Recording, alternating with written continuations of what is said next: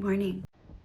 I want to talk about an essential ingredient for birth. And I've already talked about things like making sure you get enough sleep if it's nighttime, hiring the right care provider, considering a doula, making your sacred birth team, making sure that you're kind of preparing dad, right? Because it's not your responsibility or within your control of how your partner chooses to parent. But to a degree, as a mom, you can have some influence on, suggesting certain books or articles or movies or things like that. But a huge piece that I think is so important in birthing is to be humble. To be humble in that you're jumping into a mysterious place and you don't know what it's going to be. And I think when we can replace or inquire about some of the fear or doubt we have and look at it from an approach of humility, then we sort of open the pathways within ourselves and to sort of a higher realm of saying, I don't know exactly how this is going to go, but no matter what, I love myself, I love my spouse, I love my baby, or whatever. Maybe your spouse is not there. Maybe you're a single mom. I'm capable. I can manage this. I can handle whatever arises. I love myself no matter the performance of my birth, right? So I think the downside to Instagram is we've gotten the notion that birth is about performing, and we're only seeing these little 2-minute clips or 5-minute clips of the glorious moment where the baby's born, and we're not getting a sense of everything before that. We're not seeing, hey, the mom practiced hypnosis for 4 months before this.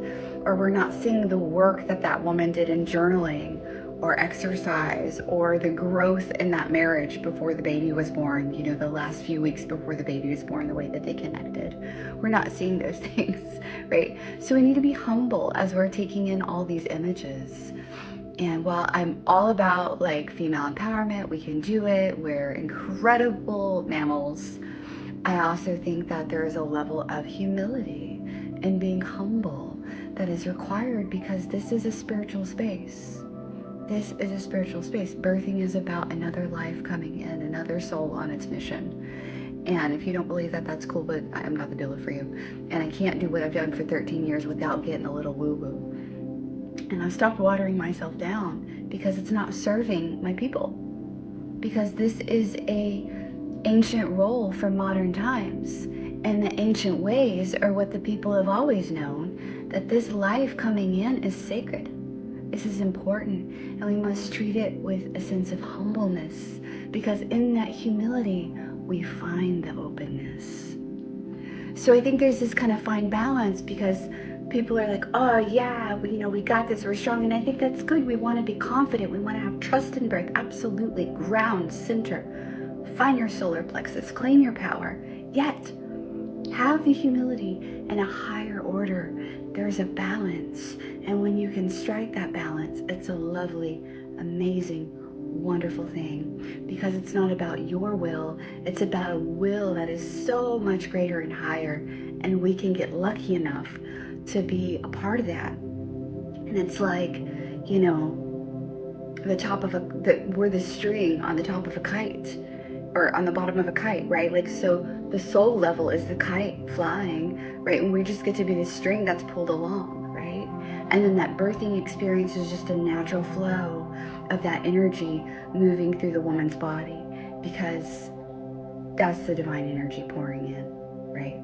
And what comes up in birth is not necessarily the divine energy pouring in. It's like pouring water into a glass, but if the glass is dirty, then you're going to see dirt floating around. So we think that the birth is around the dirt. And I do think there's something about activating that stuff and making the stuff float to the surface, and the lessons and the karma and the strength that we get when we work through that.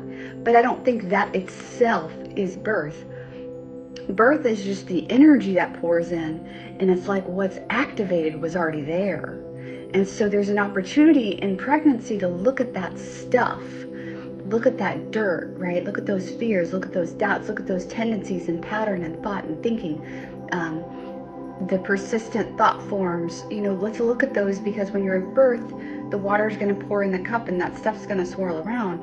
But if we can take some of that dirt out, if we can work on those thought forms, it won't be as thick, and then it'll get through easier, right? So having the humility to do that work, having the strength and the courage to look in.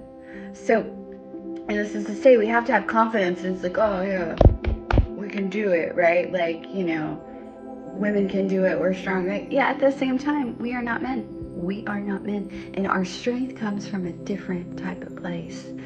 And that place is yielding and surrender. And it's, attracting this beautiful divine order, by simply residing in that humble, humble spirit.